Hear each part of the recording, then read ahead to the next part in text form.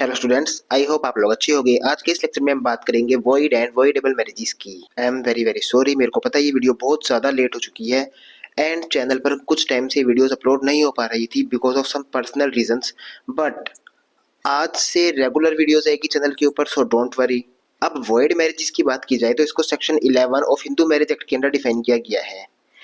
Void marriages जो होती है वो मैरिजेस स्टार्टिंग से ही नल एंड वॉइड होती है। Under Hindu law a void marriage is considered null and void from the outset.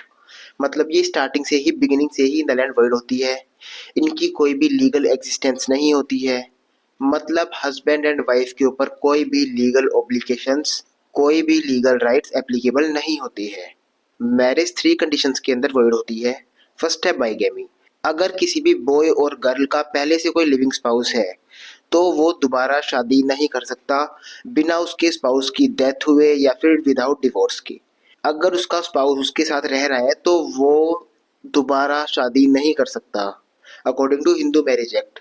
इसको section 5 of Hindu marriage act के अंदर प्रोहिबिट किया गया है। बाइगेमी को डिफाइन किया गया है सेक्शन 5 क्लॉज 1 के अंदर हिंदू मैरिज एक्ट के। बात की जाए सेकंड की, प्रोहिबिट डिग्रीज ऑफ रिलेशनशिप। इसके अंदर full blood, half blood relationships आ जाते हैं, जो भी क्लोज रिलेशंस होते हैं like brother sister, uncle niece etcetera. इसको section 5 clause 4 of Hindu marriage act के अंदर प्रोहिबिट किया गया है। अगर कोई भी अपने प्रोहिबिट डिग्रीज ऑफ रिलेशनशिप के अंदर शादी करता है तो वो स्टार्टिंग से ही नल एंड वॉइड होती है। उस मैरिज की भी कोई भी एग्जिस्टेंस नहीं होती है लाइक अ बाइगेमी। बट अगर प्रोहिबिट डिग्रीज के अंदर शादी करना कस्टम्स के अंदर, ट्रेडिशंस के अंदर अलाउड है तो शादी की जा सकती है। ये एक एक्सेप्शन है इसका। सपिंडा रिलेशनशिप की बात की जाए तो इसके अंदर बॉय की ऊपर से 5 जनरेशन एंड गर्ल की 3 जनरेशन काउंट की जाती है। अगर उनके एंसिस्टर सेम होते हैं तो बॉय एंड गर्ल आपस में शादी नहीं कर सकते, वो मैरिज भी नल एंड वॉइड होती है। If the marriage take place between 2 individuals who fall under the sapinda relationship is it void unless permitted by customs. But अगर कस्टम्स के अंदर सपिंडा रिलेशनशिप के अंदर शादी करना अलाउड है तो शादी की जा सकती है। इसको section 5 clause 5 Hindu marriage act के अंदर प्रोहिबिट किया गया है। बात करते हैं legal implications of a void marriage की। Since the marriage is void it has no legal existence and the parties are not considered husband and wife. मतलब ये जो मैरिजेस होती है ये स्टार्टिंग से ही वॉइड होती है। इन मैरिजेस को लीगल माना ही नहीं जाता, इनकी कोई भी लीगल एग्जिस्टेंस नहीं होती। मतलब जो बॉय एंड गर्ल है उनकी कभी शादी हुई ही नहीं थी। उनके ऊपर कोई भी लीगल राइट्स, ओब्लिगेशंस जो भी एक हस्बैंड वाइफ की होती है एप्लीकेबल नहीं होती है। No legal obligations or rights arise from such a marriage.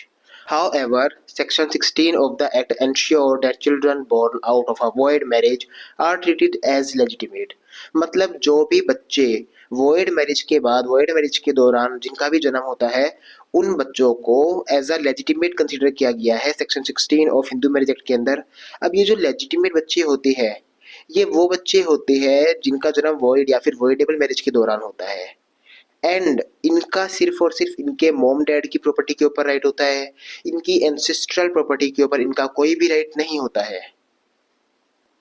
Legitimacy के ऊपर पहले से एक वीडियो चैनल के ऊपर अवेलेबल है, आप उसको देख सकते हैं। आपका टॉपिक बिल्कुल क्लियर हो जाएगा लेजिटिमेट चाइल्ड का। अब बात करते हैं वॉइडेबल मैरिज की, जिसको section 12 of Hindu marriage act के अंदर डिफाइन किया गया है।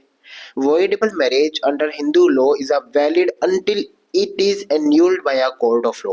मतलब वॉइडेबल मैरिजेस जो है उनको ट्रीट किया जाता है एज अ वैलिड मैरिज। मतलब वो एक वैलिड मैरिज ही होती है जब तक कोर्ट उनको एन्यूल्ड ना कर दे। मतलब हस्बैंड एंड वाइफ के पास चॉइस होती है कि अगर वो वैलिड मैरिज में रहना चाहते हैं तो वो रह सकते हैं, अदरवाइज उसको एन्यूल्ड भी करवा सकते हैं। ठीक है, एन्यूल्ड करवाने के बाद उनकी लीगल ऑब्लिगेशंस एक दूसरे के ऊपर से खत्म हो जाती है। बट जब तक वो कोर्ट जाकर मैरिज को एन्यूल्ड नहीं करवाते तब तक उनकी मैरिज एक लीगल मैरिज ही मानी जाएगी। Such marriages are govern by section 12 of Hindu marriage act 1955 which provide specific grounds for a marriage to be declared voidable. Grounds of voidable marriages की बात की जाए, फर्स्ट है impotency of the respondent.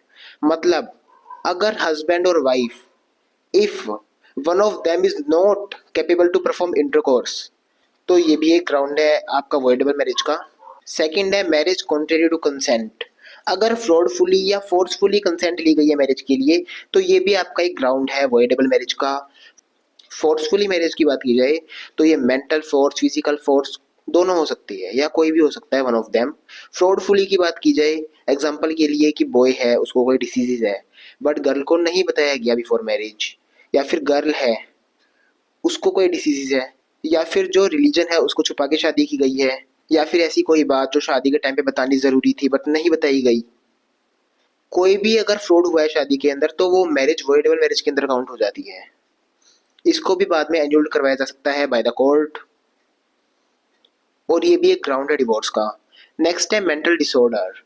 If at the time of the marriage one party was incapable giving valid consent due to mental illness, अगर marriage के time पे कोई भी एक पार्टी, बॉय और गर्ल, अगर उसको माइंड रिगार्डिंग कोई प्रॉब्लम है, लाइक मेंटल इलनेस है, या फिर अनफिट है बाय माइंड, या फिर procreation of child due to unsoundness of mind, तो ये भी एक वैलिड ग्राउंड है आपका वॉइडेबल मैरिज का।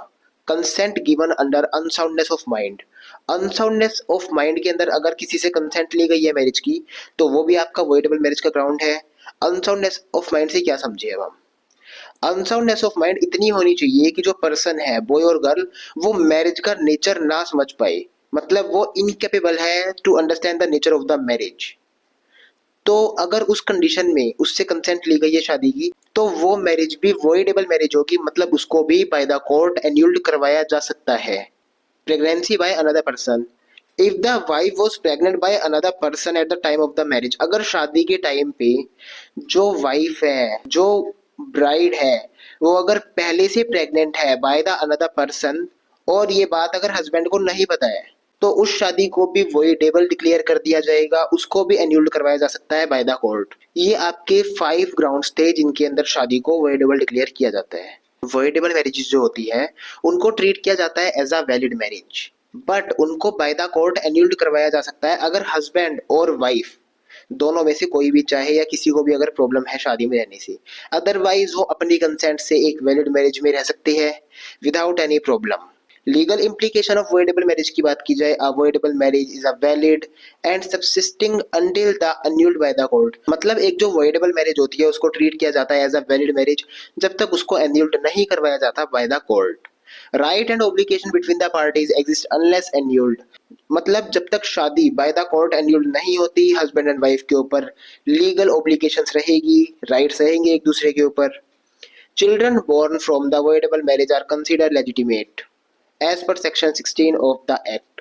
लेजिटिमेट चिल्ड्रन मैंने आपको बताया था, अगर कोई भी चिल्ड्रन, कोई भी child by the void marriage और वॉइडेबल मैरिज अगर जिसका भी जन्म हो रहा है वो as a legitimate child treat किया जाएगा, जिसका राइट ओनली उसके पेरेंट्स की प्रॉपर्टी के ऊपर है, ancestral property, joint family property के ऊपर नहीं है, ग्रैंडफादर की प्रॉपर्टी के ऊपर नहीं है, ओनली उसके मॉम एंड डैड की प्रॉपर्टी के ऊपर है। अब बात की जाए difference between void and voidable marriage की, तो फर्स्ट ऑफ ऑल जो वॉइड मैरिज है उसको section 11 of the Hindu marriage act के अंदर डिफाइन किया गया है। वॉइडेबल मैरिज को डिफाइन किया गया है section 12 of the Hindu marriage act. Void marriage जो होती है उसकी स्टार्टिंग से ही कोई लीगल एग्जिस्टेंस नहीं होती, कोई वैल्यू नहीं होती, बट जो वॉइडेबल मैरिज होती है उसको as a valid marriage treat किया जाता है स्टार्टिंग में, जब तक उसको एन्यूल्ड नहीं करवाया जाता बाय द कोर्ट। जो वॉइड मैरिज होती है उनकी ग्राउंड होती है bigamy, sapinda relationship, prohibit degrees of relationship, but जो वॉइडेबल मैरिजेज होती है उनकी ग्राउंड होती है unsoundness of mind, mental illness, impotency, pregnancy by another person etcetera.